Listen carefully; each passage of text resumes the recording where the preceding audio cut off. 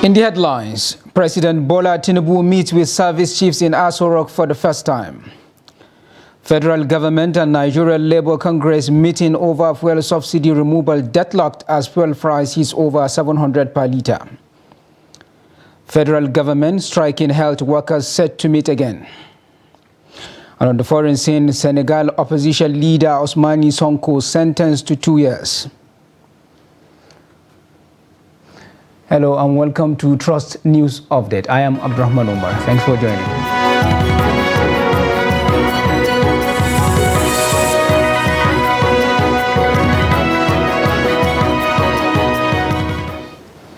And now the news in full. President Bola Tinubu on Thursday met with the service chiefs at the State House in Abuja. The routine meeting in the previous administration is the first since President Tinubu's assumption of office on May 29, 2023. Those in attendance at the president's first engagement with heads of the nation's security and intelligence agencies include the Chief of Army Staff, Lieutenant General Farouk Yahya, Chief of Naval Staff Vice Admiral Awal Gambo, the Chief of Air Staff Air Marshal Isiaka Amau, and Inspector General of Police Usman Alkali Baba.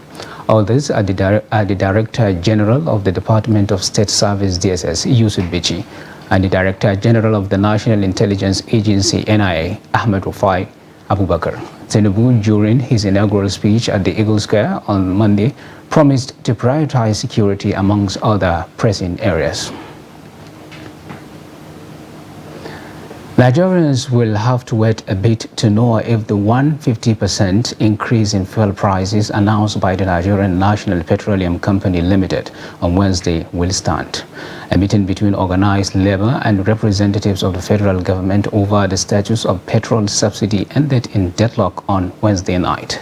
Kainde Amudu reports. Members of organized labor coming out of the meeting with representatives of the federal government over the disputed issue of petrol subsidy. From the look of things, there is no respite in sight for Nigerians who are shocked by the sudden withdrawal of fuel subsidy and now have to deal with the unpleasant consequences. The two parties have refused to shift ground. Federal government is hoping to continue negotiating and provide interventions that will ease the suffering of Nigerians. We are looking at the peace, progress, and stability of Nigeria, and that is what is paramount. Of course, the NNPC MD is here, Mr. Kyari. We cannot go into any details now because talks are still ongoing. We cannot finish everything at one sitting. But organized labor is accusing the federal government of putting the cart before the horse and adjusting prices of fuel before the meeting, thus forcing them to negotiate at gunpoint. There was no conversation whatsoever. So for over a year, there wasn't formal engagements and formal meetings. And because there were informal engagements and meetings, that is why we found ourselves here today. If we had met before now, we could have proposed a lot of things. Just as the CNG has said, we have experts in our midst who could have profiled some solutions on even the CNG, how it could be done faster, what are the things that could be. Because our own is how do we protect the Nigerian workforce. Remember 2011, we were here, this compound, and we agreed on some principles. Repair our refineries, to start operation latest by December last year. They were not done. We agreed on issue of CNG. The CNG product is eco-friendly and is cheaper than the PMS they're selling now. And some people say they can convert within 3 months. If we have done all these things, what will you be calling a subsidy? The Dangote refinery is there to be producing. If any of these refineries are producing, we won't have all this challenge. Organized labor leaders are not mincing words. They want the federal government to revert to status quo. They also want government to think of alternatives. The subsidy provision has been made up to the end of June. And before then, conscious people, labor, management, government should be able to think of what will happen at the end of June. You don't start it before the time. The crisis emanating from the removal of fuel subsidy is a critical acid test for President Bola Tinubu. The federal government is optimistic that the impasse will be amicably resolved, but is not budging for now on its resolve to stop payment of petrol subsidy. From State House Abuja, Kehinde Amodu, Trust TV News. Still on fuel subsidy, residents and commuters in Yenagoa have expressed displeasure over fuel subsidy removal attributed to inaugural speech of President Bola Tinubu, saying the attendant price hike has caused untold hardship on them. A visit to filling stations in the state revealed a litre of petrol is sold at 515 naira to as high as 800 naira at the black market. Friday Peter sends in the report as presented. Filling stations are not selling. Others are selling, but not at the previous 194 naira. The new pump price now 515 naira per litre. Opuru Cletus, Theophilos Egeraba, who bought the fuel at NNPC mega station in Yenagoa, speak on their ordeal. Yes, we're buying fuel at normal price, NNPC 189. From other filling stations, we are selling 250 thereabout.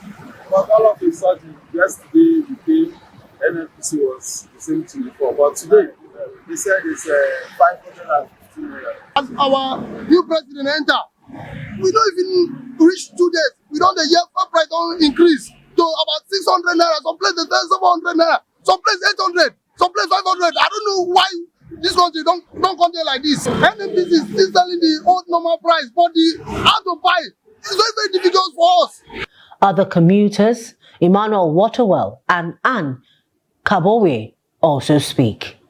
We have a situation from Abuja for Uptown, say the fuel increased to 515. Say, but now we don't have product, so they never have any product to give off.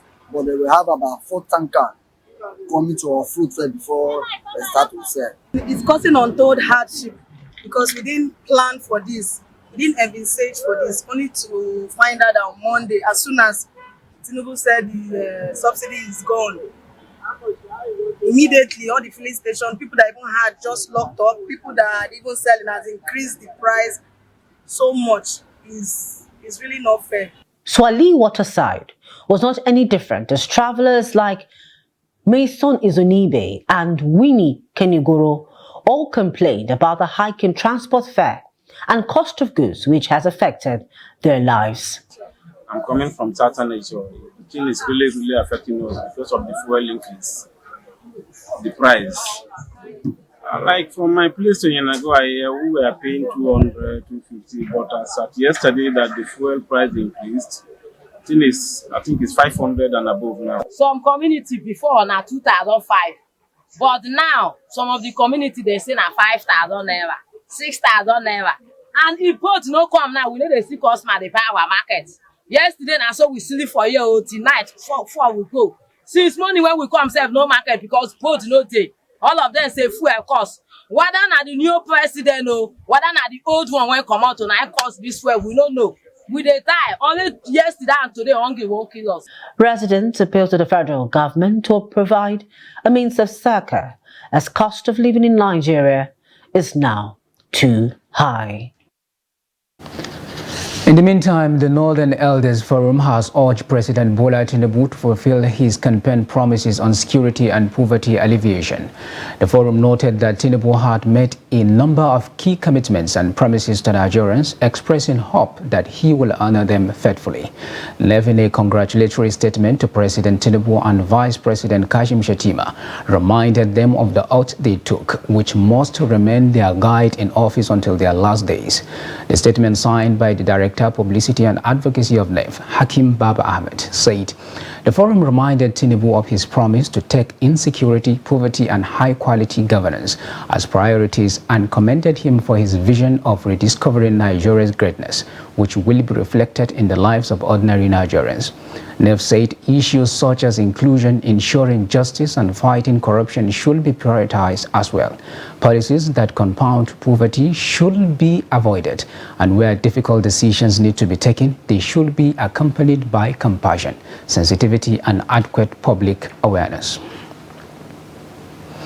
In the meantime, some residents of Zamfara State want the newly sworn-in Governor Dauda Lawal to prioritize the fight against insecurity to guarantee the safety of the lives of citizens. They stated this while sharing their expectations from the new administration in the state with Trust TV. On to report. Zamfara State has been All Progressive Congress APC state. But in the March 18 governorship election, the people decided to vote for the opposition's People's Democratic Party's candidate, Dauda Lawal, who emerged winner of the election. The new governor, shortly after his swearing in as the 5th governor, had said his administration is on a rescue mission in the state, stressing that he is aware of the challenges bedeviling the state, particularly banditry, kidnapping for ransom and cattle rustling, among others, which he is poised to address to improve the lives of the people. Conscious of the fact that the safety challenges in the state has to broader resolve at national dimension, my government will work closely with the different states in order to build needed. It is against this backdrop that some residents have been speaking about their expectations from the new administration, which ushered in Dauda Lawal and his deputy. Abba Kabara, Abdullahi Chekwa and Ibrahim Kanoma said the issue of security is key, and therefore call on the new governor to channel energies and resources to tackle the insecurity, which they believe once addressed will enhance agriculture because farmers will have access to their farmland. I had him saying during the inaugural speech, I had him say that we provide government will provide youth employment, which I feel that government cannot provide employment. We should have said that government should, provide the environment, enable the environment to engage the youth in a profitable, economic activities so that we can be self-reliant. There is a lot of expectation. Let us look at sector by sector. Educational sector, we have the falling standard of education is an issue that if you look at the sector, you look to from the streets, almost the infrastructure decay, insecurity. We are just reviving Zamfara, at least to allow investors, to allow security to prevail, because once we as locals, once the security is restored, we'll be happy with the government. So our major expectation is to make sure that the security is when any other state can follow. Residents of northwestern state of Nigeria have high hopes for better days because they believe the new governor possesses the strong political will to address the challenges being faced in the state, especially the insecurity which, according to them, the outgoing governor did not handle properly. Two women leaders of the All Progressives Congress in Kaduna State have been abducted by bandits along the Kaduna-Birnin Gwari area of the state. The victims were returning home after attending the inauguration of the state's governor, Senator Obasani, on Monday. The chairman of Birnin Gwari Emirate Progressive Union, Ishaq Usman Kasai, disclosed to Daily Trust on Wednesday that the incident occurred around the Mani area on the highway. He said the bandits blocked the road and kidnapped the victims along with other travelers on Tuesday. The female politicians were identified as Birnin Gwari APC women leader Lami Awarwari and her assistant Hawlata Aliyu. The abductors have not yet contacted families of the victims. The state government and security agencies have also not issued a statement on the incident. When contacted, Police Public Relations Officer in the state DSP Muhammad Jalige said he has not yet gotten details of the incident. The president and founder of the Living Faith Church Worldwide, Bishop David Oyedepo, has admonished victims of recent attacks in Plateau State to exhibit acts of forgiveness, tolerance, and peaceful coexistence. Oyedepo gave the advice after delivering relief materials worth over 20 million to the internally displaced persons (IDPs) in Mongu local government of Plateau State. Oyedepo also offered undisclosed amount of cash in aid for victims currently receiving medical attention in some hospitals across the state. Bishop Oyedepo, who was represented by the Vice President of the Church, Pastor Olayinka Folarinso, during the presentation at the Palace of Miskaham Moshkol Hejari, the John Podmark Harris, said they are in Plateau State to identify with the victims of the attacks. Oyedepo urged both the injured and the displaced to exhibit the character of a good Christian by forgiving the attackers and place their trust in God. The man of God encouraged the government of Khalid Mopta Mwang to realize the enormous security challenge before him and strive to bring it to an end as soon as possible. Receiving the items on behalf of the IDFs, the paramount ruler expressed deep appreciation to the Living Faith Church for the show of love and concern. The monarch urged the church to continue to pray for the protection of lives and properties in the state and the country at large. Plateau State House of Assembly has suspended all local government council chairmen and councillors across the 17 council areas of the state with immediate effect. Speaker of the Plateau State House of Assembly, Ayuba Abok, announced the suspension while presiding over a plenary session on Thursday. The alternative aircraft provided by Max Air for the 554 intended pilgrims from Jigawa State has again returned to the Malam Aminu Kano International Airport, Makia, after departing for Saudi Arabia on Thursday. The aircraft earlier provided for Jigawa pilgrims managed to have an emergency landing at Makia a few minutes after taking up from Duzi, Jigawa State capital on Wednesday. But the alternative aircraft provided by the airline, which took off around 2 a.m. on Thursday, had to return to the airport around 5 a.m. after it also developed some faults around Cameroonian airspace. A source at the airport who confirmed the incident to Daily Trust said the pilgrims are now left in the airport, waiting for another alternative. Meanwhile, the managing director of Max Air in Kano, Bello Ramalan, confirmed the incident, saying that the pilgrims will be airlifted to Saudi Arabia later on Thursday. You're watching News Update on Trust TV, coming off shortly after the break. We take a look at efforts to reduce the burden of cervical cancer. Details of this and more after the break. Stay with us. Now, as part of efforts to support Africa's goal of strengthening... Now, looking at the activity chart, as you can see right here, a total volume of 130... a Boko Haram crisis that at that time was restricted to Yobe. How secure are they? You can see security men with blood. This is the road leading up to the... Already, if you look at English squad, you are looking at EPL, you are looking at their names. You are not looking at...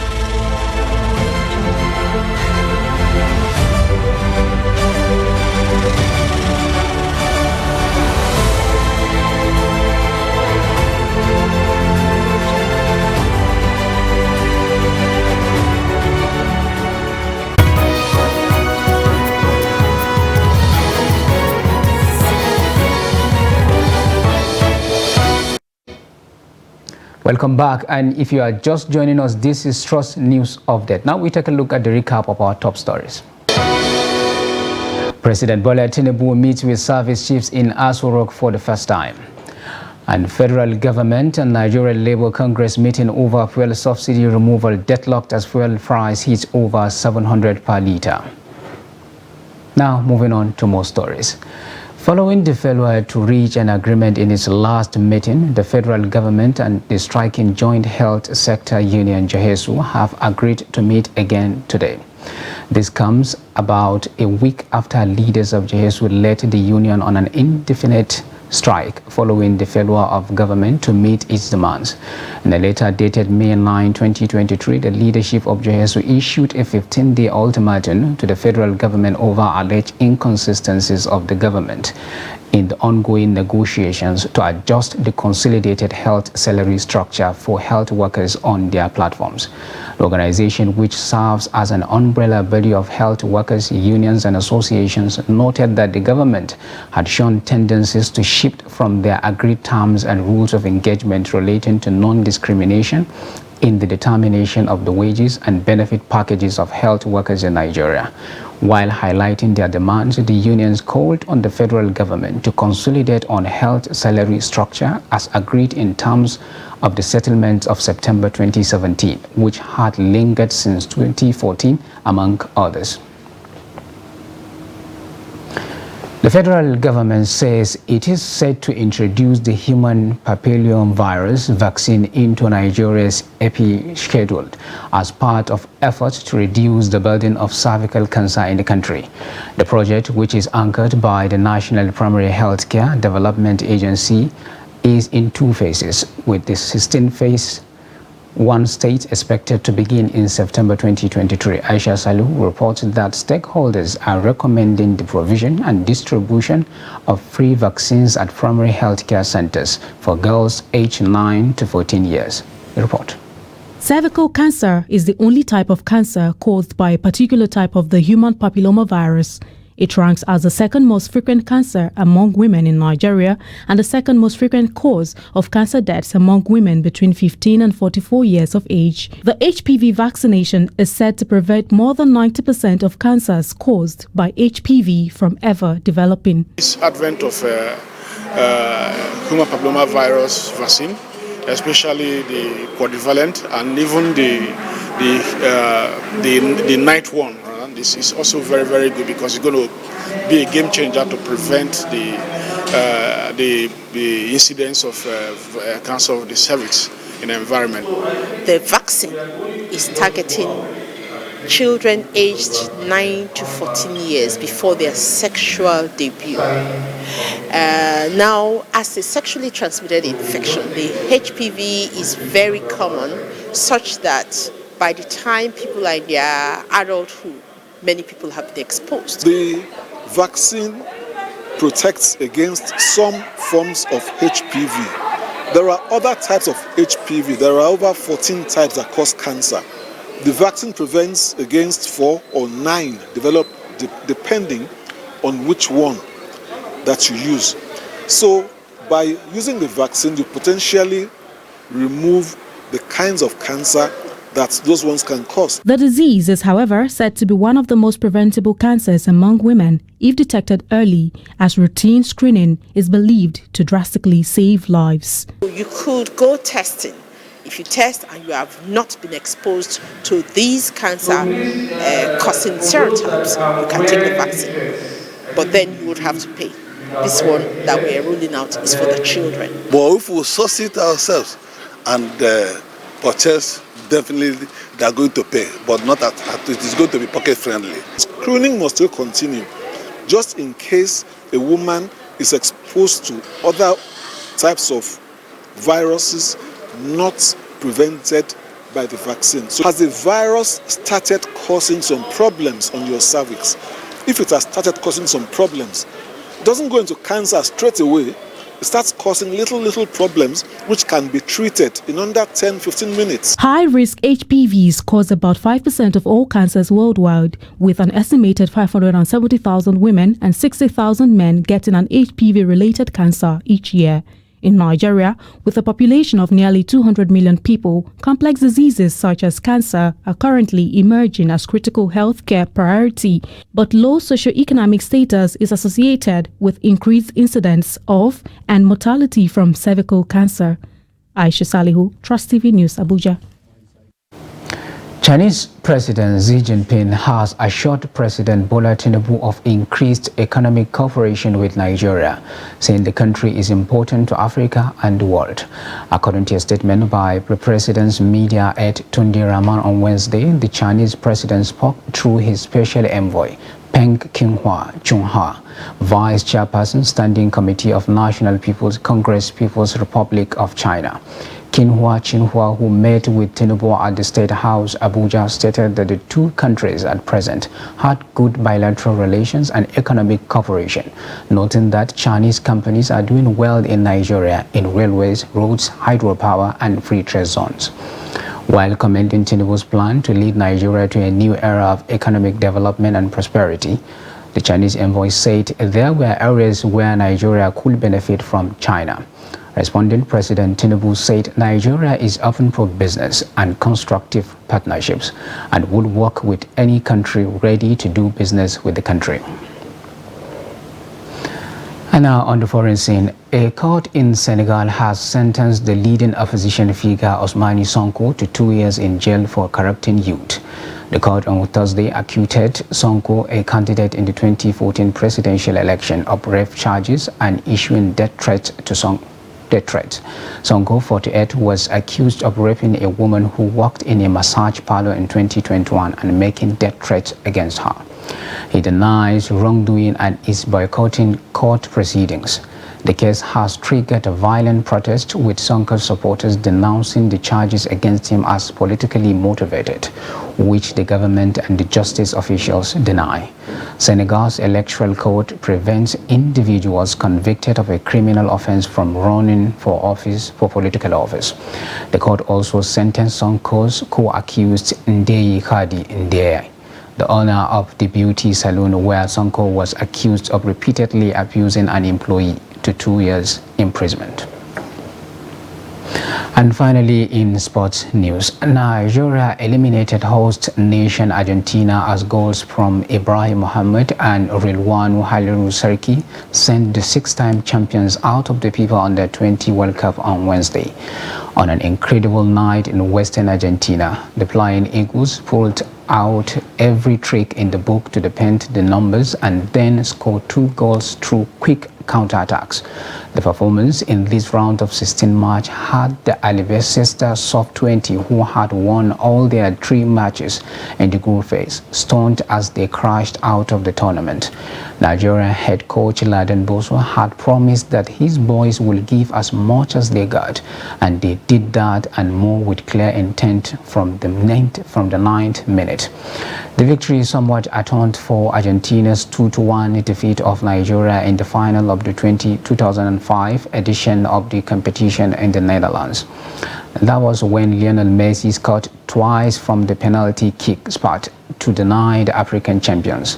Victory took the Flying Eagles to the quarterfinals, where they meet the winners of the Ecuador-South Korea round of 16 duel to be decided on Thursday. With that, we have come to the end of the Trust News Update. Do not forget to follow us across all our media platforms and our YouTube live stream. I am Abdurrahman Omar. Thanks for watching. Bye for now.